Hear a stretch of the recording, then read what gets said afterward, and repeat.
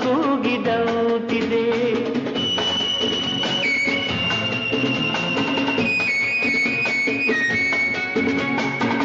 ಸೇರುವ ಬಾ ಆಗಸದಲ್ಲಿ ಎಂದು ಹೇಳಿದಂತಿದೆ.